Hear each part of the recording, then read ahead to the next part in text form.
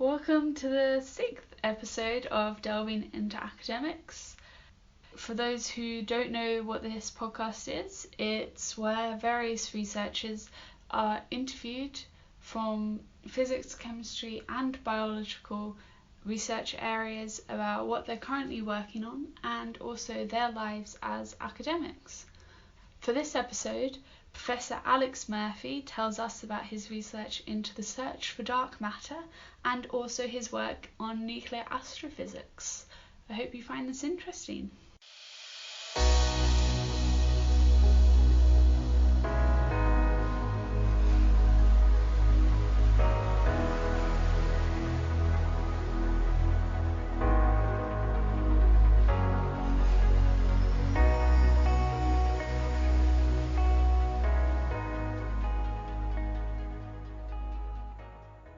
I am here with Professor Alex Murphy. He has done a Bachelor's of Science in Physics from the University of Birmingham from 1988 to 1991. He then went on to do a Master's, PhD. Does it go straight into the PhD? Yeah, the BSc went straight into a PhD, which was the standard thing to happen back then. Oh, that's great. Okay, so it went straight into a PhD from 1991 to 1996, where he primarily looked at the shape of the nucleus of chromium-48 and whether excitation can make it look like 3 oxygen 16s in a row. And then he went on to do a postdoc at Ohio State University, where he looked at the core collapse of supernovae and the neutrinos emitted from such supernovae. He spent 5 years there and then got his lecturer position at the University of Edinburgh, where he's stayed ever since, and he does continuous work on nuclear astrophysics as well as various experiments to do with the detection of dark matter particles. Thank you so much for coming on this podcast. It's a pleasure to be here. So why don't we start off just talking about what research you're currently doing, what you've got your hands into, because you're part of various different things. Right, so the research I'm involved in at the moment, there's principally 3 areas, I would say. 2 are in dark matter and 1 in nuclear astrophysics. So the dark matter work, which takes up most of my time now, there's 2 aspects. One is called LUX, the Large Underground Experiment, which ran from about 2008 till 2013 or so. The experiment has now completed, it's been decommissioned and removed. But for those 5 or so years, it was pretty much the world leader. It was a development on previous technology that we'd built, but it was a significant leap and generated quite a lot of world-leading results. The data from that experiment we still haven't completely looked at, so we're still analysing that. We got some really interesting results that will be coming out shortly from one of my PhD students. So that's still exciting, and we should be so the kind of thing we're doing there. I don't want to give the game away too much before we publish it, but there are different possibilities for what dark matter might be, and each of those different possibilities requires a different way of searching through the data to see if there's any evidence for it there. So we're looking at one of those slightly less obvious possibilities for what dark matter might be. It might still be in the data somewhere, so let's go and search for it. However, like I said, LUX has been decommissioned because essentially these experiments, they're pretty much zero background. So if you expect to see no events from traditional sources or sources of radiation that we know about. So you're limited by the size of the detector. Once you've not seen something for a year, if you run it for another 10 years, then you spent 10 years and you only increase your sensitivity by a factor of 10, roughly. Whereas if you spend 2 years building a detector that's 50 times larger, then you are much, much more rapidly progressing and keeping ahead of the competition. So that's what we're doing. We're building a new, larger detector, which is known as Lux Zeppelin. The Lux is from the Lux collaboration before. Zeppelin is actually from the UK technology that came before that. And so we're building this new instrument, Lux Zeppelin, which is about 50 times larger than Lux was. and we're in a desperate race to try and get that online and get some new data from it, maybe sometime next year. So that's the dark matter work. And then in the nuclear astrophysics, the things I've been interested in are typically associated with supernovae and explosive environments. I'm just a little boy at heart, and I like things that go bang. So supernovae are pretty much the biggest bangs that we see. And when they explode, we don't really understand why they explode. When you do the numerical modelling of supernovae, the models typically don't work very well. So there's something in the physics that's happening that we still have to understand. It's rather challenging to get information about supernovae, because a supernova is actually what's happening is something exploding 1 million miles underneath the surface of the star, and the explosion happens and all the interesting physics is taking place way before you get any light from the explosion coming out from the star, because it takes about several hours for the shockwave of what's actually happened to break out through the surface of the star. So if you look for the light coming from a supernova, which is rare enough in itself, but if you see that light, you've kind of missed all the action. You need some very specific, sensitive probes to try and understand what's happened. One option is neutrinos. I typically don't work in the neutrino work too much any longer, but other options are the explosion can generate particular isotopes that are rare, and that those isotopes are generated deep down in the heart of the star. So if you can measure those isotopes and understand how they were produced, then you're actually making measurements that are relevant to that initial explosion and what went on. So the thing I've been looking for there is gamma rays from an isotope known as titanium-44. So that's 22 protons, 24 neutrons. And this gamma ray has been seen from two supernovae in our galaxy, one supernova in our galaxy, Cassiopeia A, and from supernova 1987A, which is in a nearby galaxy. But the observations that have been made there don't quite match with the nuclear physics that is understood at the moment. So the nuclear physics tells you how much of this titanium-44 should have been produced. So I'm involved in some experiments, I'm leading some experiments, which are trying to better understand the nuclear physics of the production of titanium-44, which is relevant to these core collapse supernovae, and trying to understand why and how they're exploding.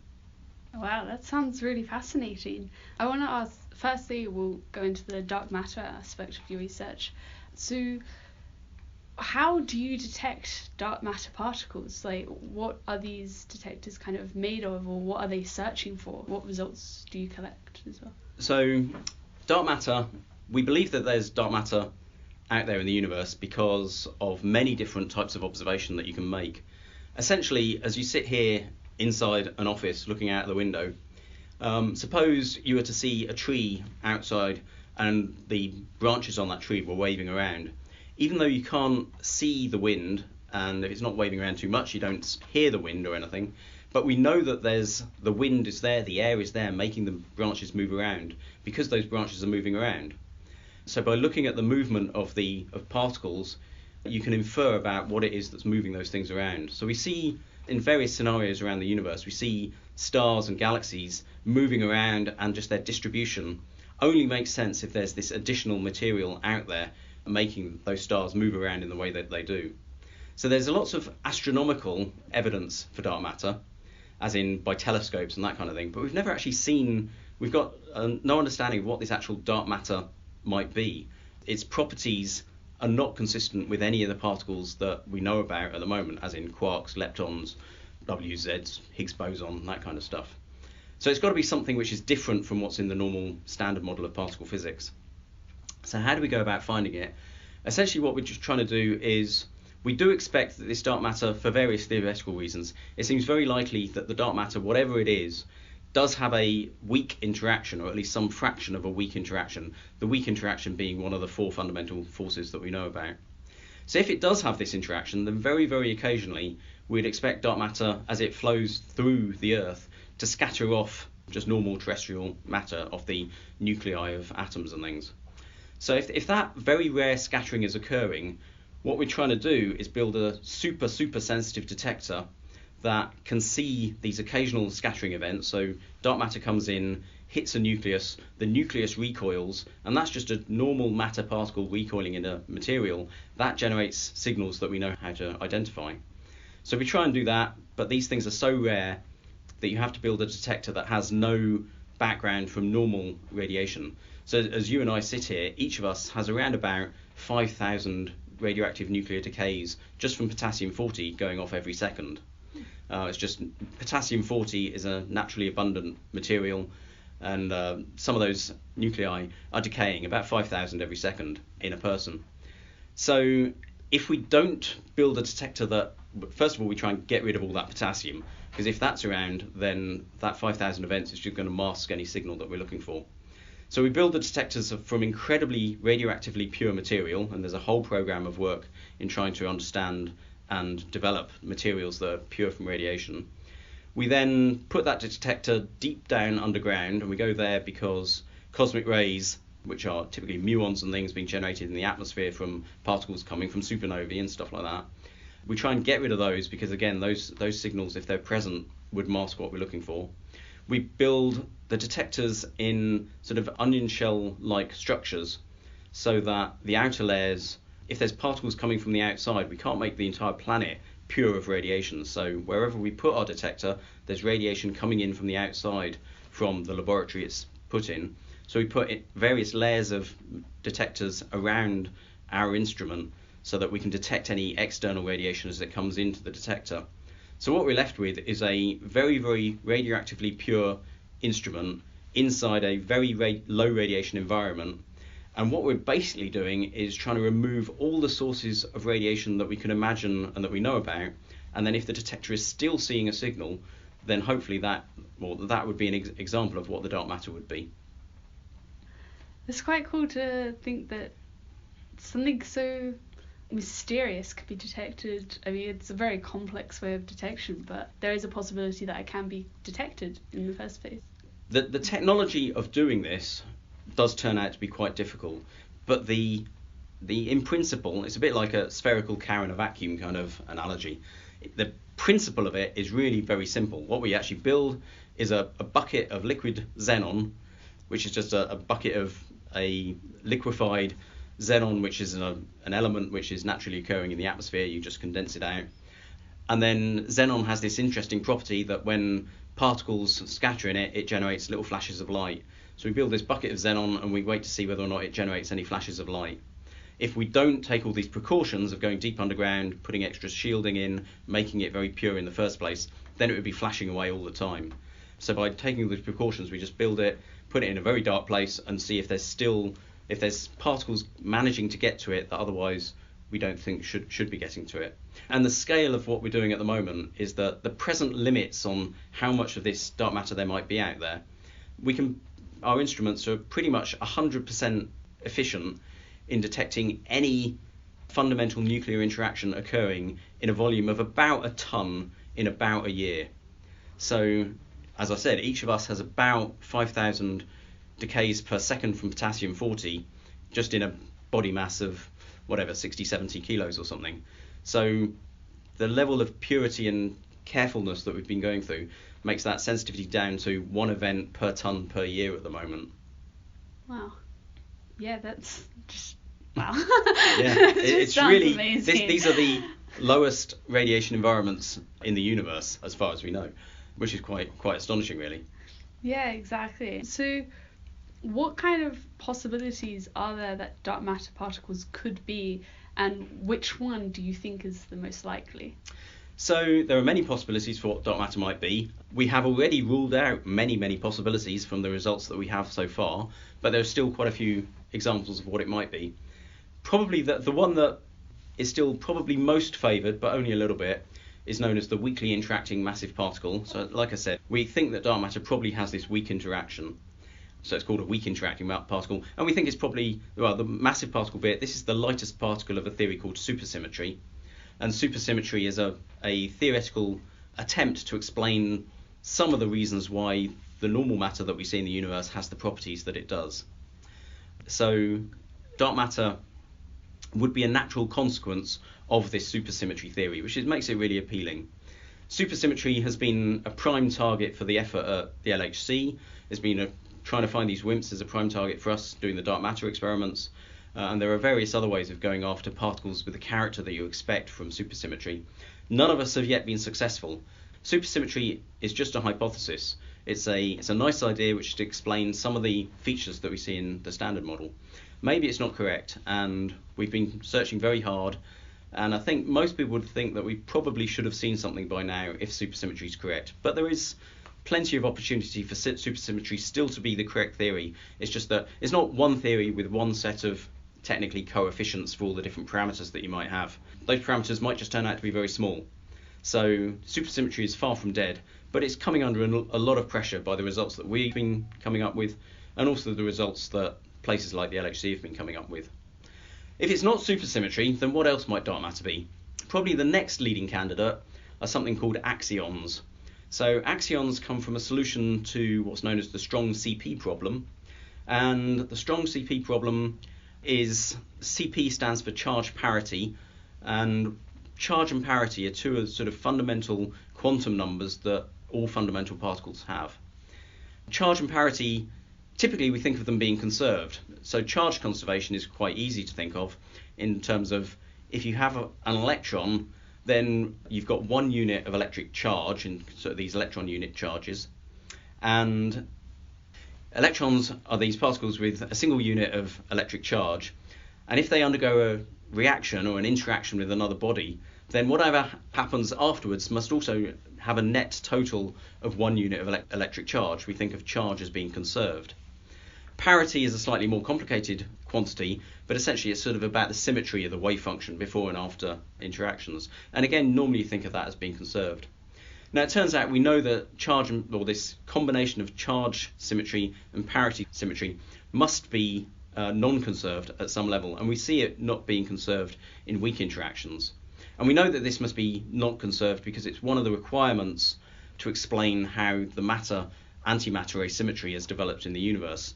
We live in a universe that, as far as we can tell, is almost entirely made of matter, not of antimatter, and yet the fundamental nuclear reactions that we know and love are broadly symmetric between matter and antimatter. So if the very early universe had equal amounts of matter and antimatter generated by these fundamental interactions, where did all the antimatter go? The only way for that to happen that we know about requires CP violation. We do see some CP violation in weak interactions, but not nearly enough to explain the fact that the universe at the moment only has matter in it and no antimatter. So one explanation for where this additional CP violation could come from would be in the strong sector. But when you look at CP violation in the strong sector, we don't see any. Why is that? Well, there's an additional symmetry that you can build into those interactions in the strong interactions, which oddly enough generates a new particle which is known as the axion. And interestingly, it's called the axion because axions clean up a problem in physics, as in there's this problem, and if you invoke axions, it cleans up the strong CP problem. And the name of axion was actually a washing powder, I think in Italy to start with. So they called it the axion because it cleans up a problem in physics. So it could be axions, and some of the things we've done here in Edinburgh, we've led the axion searches, which I think are still world leading in the LUX experiment. So that's really exciting. So we have a really strong role in that solution. We haven't seen it yet, but that's one of the main things we'll be looking for. There are then some other possibilities. One would be primordial black holes, which are really interesting. So these would be black holes that were formed very, very early in the universe, prior to or during the period of inflation, which is this period that happens at around about 10 to the minus 38 to 10 to the minus 32 seconds after the Big Bang, so very, very early in the universe, when we think the universe must have expanded by an enormous factor, far, far faster than the speed of light, which would then explain things like the flatness that we see or the fact that different parts of the universe all look to have the same behavior, which suggests that they were in thermal equilibrium early in the universe, which is fair enough, except that the parts of the universe that clearly were in thermal equilibrium at this time, they're further away from one another than it takes light to travel since the Big Bang. So they're causally disconnected, and yet they clearly were connected in the past. To get around that, you invoke this thing called inflation. Black holes that were formed during this inflationary period could be an explanation for dark matter, and they're one of the target candidates for what LIGO is looking at, the large gravitational wave detectors that recently have found the first gravitational waves from black holes. So that's a very real possibility. It's quite exciting. Another option would be that maybe dark matter doesn't exist at all, and it's not the astronomical evidence that we have for dark matter, which all comes from how the movements of stars and their distributions, maybe it's the situation is not that there's the movements, when we apply the laws of gravity, they end up requiring more mass than we can see. Maybe it's just the laws of gravity themselves that are wrong. We've tested the laws of gravity in many different environments, most recently in the strong regime around black holes through the gravitational wave experiments, and Einstein's theory of general relativity seems to work just fine. But maybe there's something slightly wrong with it at particular scales, which would then, if you include that factor, would explain the observations that we've seen that indicate dark matter. That's largely ruled out, but not completely. So there is still some opportunity for that, and that's known as modified gravity, and there are various ways you might do that. And then perhaps the most recent exciting, it's actually a fairly old theory, but there's been some new developments on it recently, would be that maybe there's particles in the universe that have negative mass. And so this is not antimatter, it's not dark matter, but negative mass matter. If these particles exist and they're distributed in the universe in the right way, and oddly enough that they'd have to be continuously being created, which seems odd, but okay, let's pull a rabbit out of the hat and explain that. There's some recent work that suggests that could actually explain dark matter and perhaps even dark energy at the same time, which would be really nice. Particles with negative mass have some very strange properties. So Newton's second law is force equals mass times acceleration. But if the mass is negative, that means that when you push against an object, it would accelerate in the opposite direction to where the force came from, which seems very counterintuitive. And yet, if you look at the laws of, or you look at Newton's laws, there's nothing in there that actually says that this can't happen. It'd just be very strange. So an example of that would be, suppose you have two particles, one which has normal mass and one which has negative mass, and they're close to one another. They feel a gravitational force between them. One of them sees the normal gravitational force that we expect, so G equals m1 m2 over r squared type thing, and it would be attracted to the other particle. The other particle though has negative mass, so its attraction is actually more like a repulsion.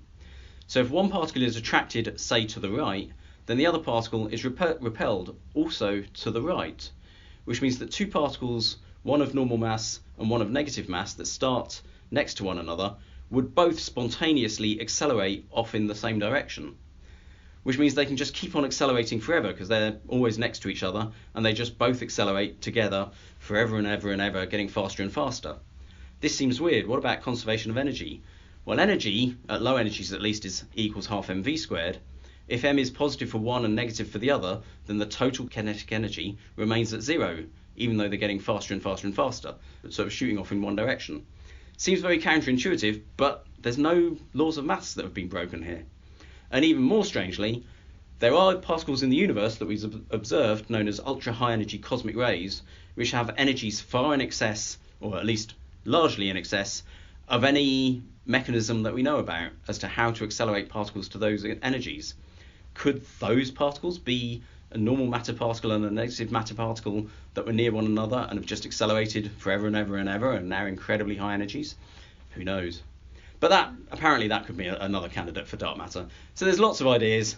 We're trying to rule them out, and one of the detectors like Lux Zeppelin are particularly well suited to searching for things like weakly interacting matter particles and axions and maybe one or other candidates. But there are other things as well. I love that there's this massive unknown and there's so many different things it could be and so much research going into finding them, and it could bring about a whole new physics. It's so fascinating to continuously read about, learn about, and like keep up to date with what is going on, because this is physics happening right now, which is just so exciting. I am obviously a convert. I've put my career in it and stuff. Even if I wasn't an academic, I think I'd probably still be interested in this. And I do see it as really exciting, and the abstractness of it at some level I find really compelling, that we're starting to think about stuff which is really quite unusual and just counterintuitive to sort of how normal things should happen. And yet, this is not science fiction. This is the real world that we're going after.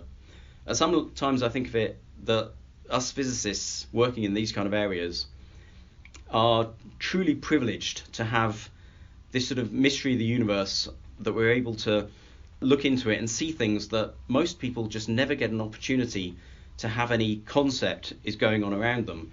It's a little bit like the Matrix, and the universe isn't this thing that most people look at and just sort of think is rather mundane. But if you have the skills and insight and teaching that you get through a physics degree, hopefully, and then through academic research, it's kind of peeling away the substructure and you actually see what's really going on in the universe.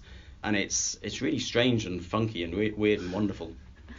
Eat the blue pill, yeah.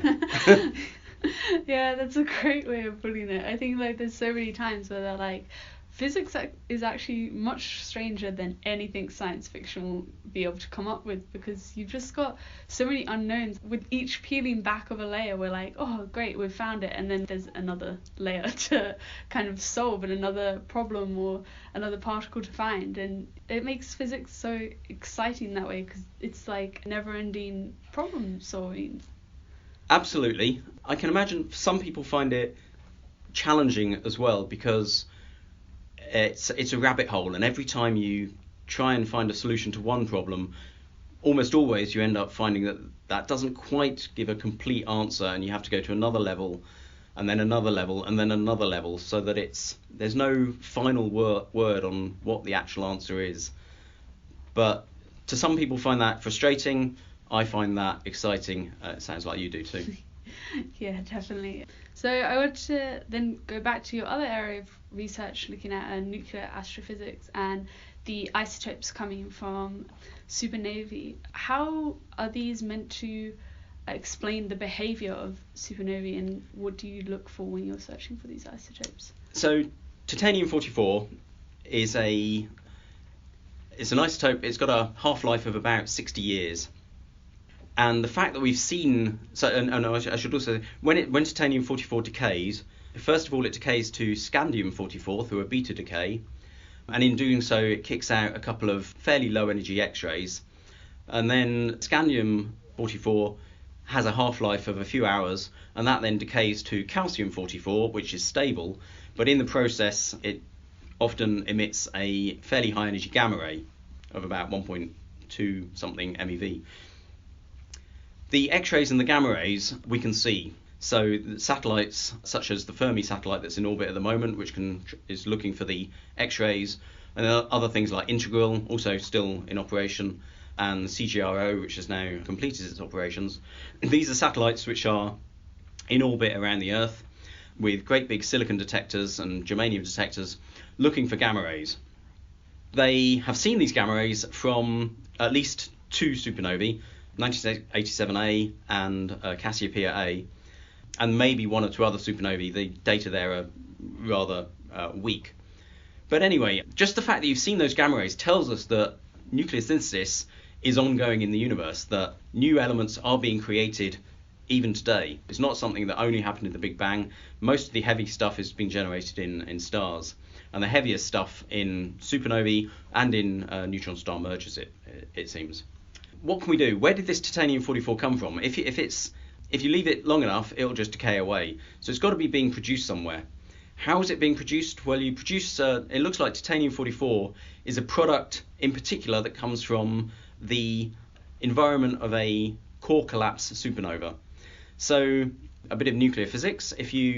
A star starts with hydrogen and helium, basically left over from the Big Bang and previous generations of stars, which despite all the nuclear synthesis generating the heavy elements, still most of the matter is still hydrogen and helium. But anyway, you get a cloud of that's large enough, it gravitates, self-gravitates, collapses, heats up because the potential energy is being released as the collapse goes on, and that half of that gravitational energy emitted turns into heat in the star. It gets hotter and hotter and hotter, and then you can start getting fusion reactions occurring. The hydrogen burns through fusion through things like the pp chain and generates helium. Once the hydrogen in the core is run out, then you can get helium burning starting. So the helium is fusing to make carbon-12 typically through various processes. If the star's heavy enough, then that carbon-12 eventually will start, or you'll run out of helium, and then the carbon-12 will start fusing to make heavier elements like neon and oxygen. And then once that runs out, you start burning those things, you start making silicon, and then eventually you end up with iron and nickel. After iron and nickel, fusion reactions no longer release energy, which you see in first year physics with binding energy per nucleon curves and things. So what happens in a large massive star when you've burned all the way through to iron and nickel and you've run out of nuclear fuel to keep the thing burning? Well, suddenly the flame of nuclear fusion goes out.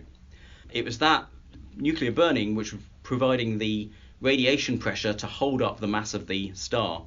Once that goes out, that mass starts to collapse. Oddly enough, as the flame goes out, you lose that radiation or the nuclear fusion generating heat, but the collapse actually releases more gravitational potential, so the thing ends up getting hotter rather than colder when the flame goes out, which is slightly counterintuitive. But anyway, the thing gets hotter, but still nuclear fusion doesn't generate, it's just not energetically favourable, so that's not suddenly going to kick in again. So the thing collapses, and it collapses right down until, well, what actually happens seems to be that the energy released from the gravitational collapse is so much that you get so much temperature that the iron nuclei dissociate back down to neutrons and protons and things, that the nuclei just get thermally blown apart basically. But anyway, all those neutrons and protons come really close together, and at some point you get the strong nuclear repulsion between all those neutrons and protons suddenly makes the core bounce, as it's known. And after that core bounce, you get there's interesting nuclear physics that goes on, and the neutrons or the protons and electrons that are floating around start to fuse, turn into neutrons, and in doing so you release neutrinos, because it's just like a beta decay or an inverse beta decay. And then those neutrinos start interacting in the very, very dense environment. The neutrinos don't just fly out as we normally think of neutrinos passing through matter without any hindrance at all, but in the incredibly dense material of a proto-neutron star core, they start interacting and they re-energize the material, and that interaction between neutrinos and normal matter makes the core of the star explode, and that's what generates the nuclear explosion. So you then have a rather unique environment of incredibly hot neutrons, protons, some alpha particles flowing around, lots of neutrinos in a very hot, very dense environment. And that's a bit like the Big Bang, but instead of where the Big Bang just generates neutrons and protons, neutrons, protons, and alpha particles, it turns out this environment that you get in the just particular combination of the material that you've got, the temperature you've got, the density that you've got, that thing goes on and generates much, much more heavy elements. And so that's where the heavy elements, or certainly some of the heavy elements in the universe, are thought to come from. And so it's not from the sort of steady state burning that we see leading up to iron, but after this core collapse explosion, that generates some of this heavy stuff. That explosion actually happens deep down in the star, so it's the nickel sort of core of the star that explodes, but that explosion goes through the outer layers of the star, and the titanium-44 is generated just outside the core that's sort of detonated, and is happening immediately after the explosion has happened. So that titanium-44, if it's generated in that region, it then gets flung out into space and decays many years later, and hopefully we see the gamma rays from those decays. If we can measure those gamma rays, if we see how many of them are coming from titanium-44, that tells us how much titanium-44 there was in that explosion. And the amount of titanium-44 that we see tells us basically how much power there was in the explosion. And that's something that we don't really understand and don't really know at the moment. So we can use the titanium or observations of gamma rays from titanium-44 to tell us how much titanium-44 there was, which tells us how powerful that fundamental explosion was. And that's something that we can compare to models that we run on computers, and that hopefully tells us something about how that explosion mechanism is actually happening.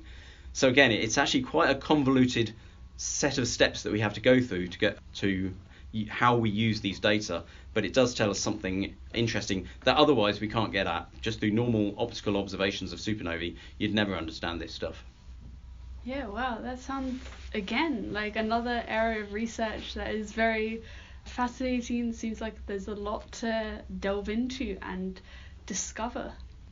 So I just want to ask you, what's your favourite thing about being a researcher, being part of experiments? Oh, that's a good question. My favourite thing is, I think it's the privilege that I feel in having all this weirdness and strangeness of the universe revealed to me. I find myself, it's pride, I don't know, but I think the work that I do allows me to see something which very, very few other people ever get to understand and experience. And I think that's what I really like about it, is the otherworldness almost of what I do. Teaching I really enjoy, which is rather different. Writing endless documentation for various reports, which is probably 85% of the life of an academic, that's kind of less interesting, but it's a necessary evil. Yeah, exactly. No, that's really cool. It really puts into perspective studying physics and just what it means to have an understanding, and then if people go into further research, what they can hope to have. For undergraduates that may be questioning whether they want to go into academic research, or just kind of getting through their degree, like, I'm doing this now and I'll think about the future later, what kind of advice do you have for students? So my advice for undergraduates is don't get suckered into research too easily. It's not for everyone. The life of a PhD student and then a postdoc actually fairly rarely leads into academia. You should only ever do that if you're really interested in what you're doing. I mean, that's just good advice for your life in general, which is do what you're interested in, and don't try and think too much about the end goal of, I desperately want to be an academic. If you want to do it because you enjoy it. Don't do it because of some end goal, because there's far too many uncertainties along the way as to whether or not that's really going to come out positively in the end. But yeah, so that applies to your courses as well. I'm a PT. I suggest you don't do courses because they are going to look good on a CV later for a particular job. Do the courses that you think are most interesting and you're most enthused about, because that enthusiasm will come through and give you the best marks, and that's what's really going to get you the job at the end of the day, not the fact that you did some particular type of computer programming or something. Yeah, exactly. And that's life advice that I tend to live by, and I spread it around to all my friends. I'm like, do whatever you like at that moment in time, because nothing else really matters apart from doing what you love. So yeah. Indeed. That's fantastic advice. And a final question, do you have a book or article that has inspired you during your journey to become a researcher? So there's two things that I can think of there that really come to mind. The first one is probably the same as a large number of my fellow colleagues, has to be the Hitchhiker's Guide to the Galaxy. I read that first when I was probably about 15 or 16, and again, it's just sort of the eye-opening experience of, okay, that's Arthur Dent, and he's a mundane man living in his house somewhere in Somerset or something, and suddenly this otherworldly experience is revealed to him as he gets taken on board a spaceship, and then lots of weird stuff happens. It's just really funny. Douglas Adams was a remarkable man. The predictions that are actually made in that book, essentially the World Wide Web, well, he was a good friend of Tim Berners-Lee, I think, so it's not such a surprise, but it's just such a good read. I love them. He was taken from us far too early with a heart attack. The other thing that really kind of inspired me in a general way, I could have followed it perhaps more specifically, but it would be a book called Uncle Petros and the Goldbach Conjecture, written by some Greek guy whose name I can't remember or pronounce. That's a book really about mathematics, and I've not turned into a mathematician. I suspect my mathematics skills are just not good enough to do that, if nothing else. But it really gives you a mind as to, again, it's otherworldliness. It's looking and finding surprising patterns and just a deeper truth in something which almost nobody gets to see or explore. In that case, it's to do with a particular mathematical theorem. But I'm still fascinated by prime numbers and how come they always turn up left, right, and centre, and all the patterns we see in prime numbers. Maybe I should have followed that and become a pure mathematician. I didn't. I ended up in physics. But those two books really inspired me, and the other thing that really inspired me, oddly enough, is one of my sisters who did a physics degree as well. And I was she came home and told us about some of the things she was learning about, and I just wanted to learn more and more and more about it. So that's the inspiration came from. Wow, that's amazing. Thank you so much for sharing that. Thank you so much for being on the podcast. It's been amazing having you and finding out what you're researching, because it's such an interesting and exciting area of physics in today's environment. I certainly hope it. Well, I definitely believe it's a very interesting, exciting area of physics. One day soon, I hope to come back and have another opportunity on the podcast to tell us about how we discovered dark matter. But that'll be a few months in the future at least. Yeah, absolutely. We'd love to have you back and explain all about dark matter again, because it's just, you can never learn enough. Indeed. Okay, thank you very much. Thank Cheers. you.